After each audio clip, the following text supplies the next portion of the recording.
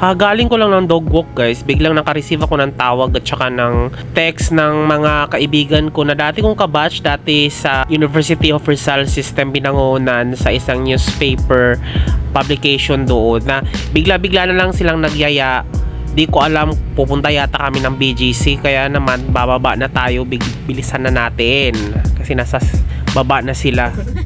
Pagkapasok ko agad sa sasakyan, hindi ko na alam kung saan kami pupunta pero normally ang expected ko na ay pupunta kami sa BGC dahil normally pag nayaya yung mga yan, takakain lang kami doon, gagala, iikot. Yun lang naman ng kanilang mga plano. Pero nagtaka ako, bakit parang iba to, parang palayo na to, paprobinsya na kasi dumaan pa kami ng toll gate. Sabi ko, saan ba talaga tayo pupunta? Akala ko bang mag-BGC, akala ko expect na malapit lang tayo. Yun pala, ang breakfast na balak nila ay pupunta palang Tagaytay. Diyos ko. Pero, wala naman traffic that time at saka excited ako dahil nga first time ko makarating dyan sa Tagaytay na yan. Never, ever, ever. Pagkadating agad namin bandang Nasugbo Highway, may nakita kaming medyo aesthetic na lugar at saka nakita namin yung restaurant na hindi namin familiar. Walang tao masyado at bukas. So yun pa yung bukas ng madaling araw talaga, dahon at mesa. Kaya sabi namin dito na lang tayo. Kaya pagpasok namin sa parking, ito ang bungad na makikita mo. At yan yung sasakyan namin. At walang katao-tao. Ayan, maaga kami dumating. So akala nga namin hindi sila bukas. Pero yan yung harapan niya guys. Sobrang first time, sobrang saya ako dito. Ang sarap ng feeling, na amaze ako, na overwhelmed. Kasi parang Baguio lang din pala ang klima doon. Alamig na pala dito. Grabe. Alamig girl. Sana buti na lang talaga nagdala ako ng jacket. Akala ko mag-BGC lang tayo.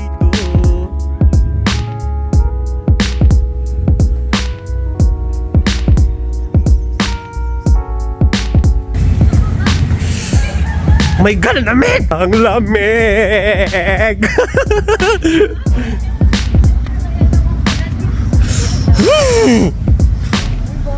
Bakit kasi napunta dito? Ang lamig! Ang lamig! Ang lamig, girl!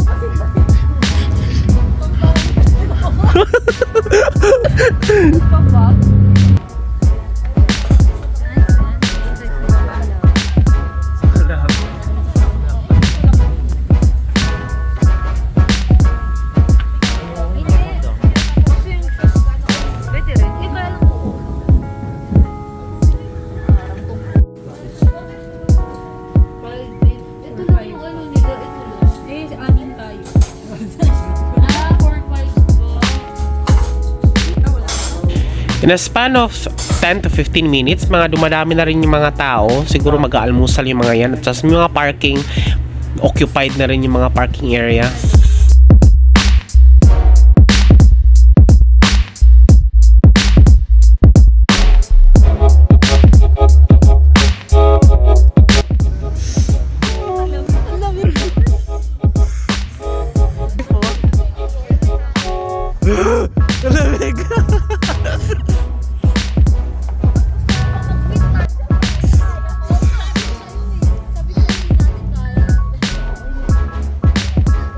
Buti na lang talaga nagdala ako ng jacket for no reason.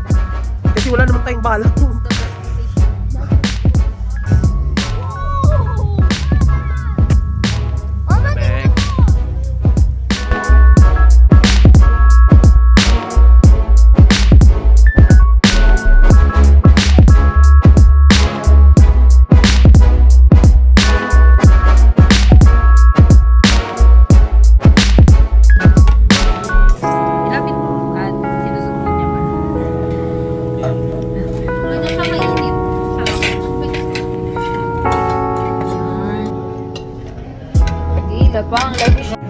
Must try talaga itong pansit nila guys. Napakasarap nito, malinamnam na di mo alam kung binahog sa oyster sauce, kung anong meron man nilagay na dito. Napakasulit nito.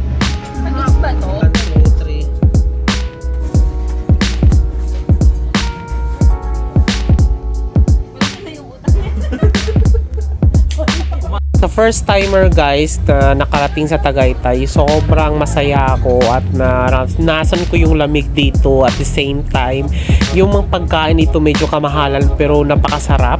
At yung ambience niya sobrang relaxing talaga. Perfect pang pamilya, pang kaibigan. O kaya mag-solo ka. Ayun. Tara kuya tayo. Magta-tricycle ka naman, girl. Ay, ito. So bumaba muna kami dito sa isang highway dito na sobrang napakadaming tindahan ng mga prutas. Ang bango! Oh my God! Ito oh. Ako, ma'am. Magkano po ito? 200 na lang. Ang dami naman yan. Sige, kainin natin ito. Akin na to. Ito. Hindi ko tatanggalin natin sa sasakyan eh. Ito para kakainin natin sa loob. Ako na mag-ano, sa akin eh. Sige lang. Wala naman akong ano eh, wala naman akong Nagbablog. Oo nga, nagbablog. walang sarap nito oh, grabe. Orange. Yan, bili kayo sa paso. Magkaiba ba to? Bakit orange tapos ito yellow? Pico yan. Ha? Pico. Ito seasonal ng... Ah, okay. Ito, season, ito seasonal at saka ito. Ito naman, always naman meron. Ang ganda, ang ano, sarap. Ay, ito, mas matalis kasi. Ang dami bilo ni ano.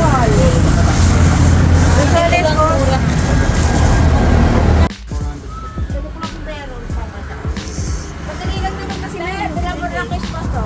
Bumalik kami niya.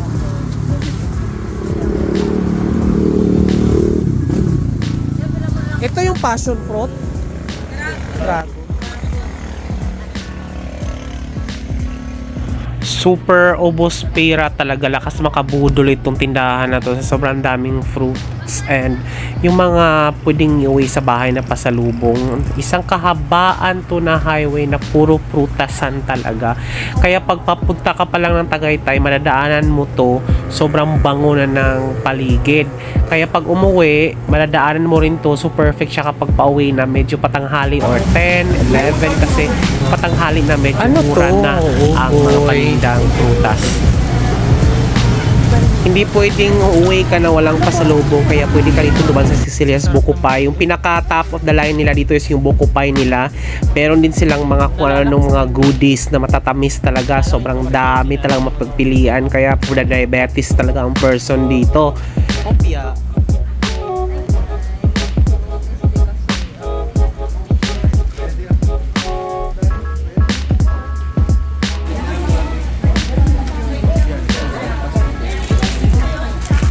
Alam nyo guys, maganda dito kasi may libreng coffee habang namimili yung kaibigan mo or may naantay kang kapamilya na namimili pa. Merong table dito na pwede kang umupo at magkapeng barako. Libre po yun. Or pwede mong kainin yung binili mo habang nagkakape ka. Libre na din yun, diba? Sobrang sarap siya.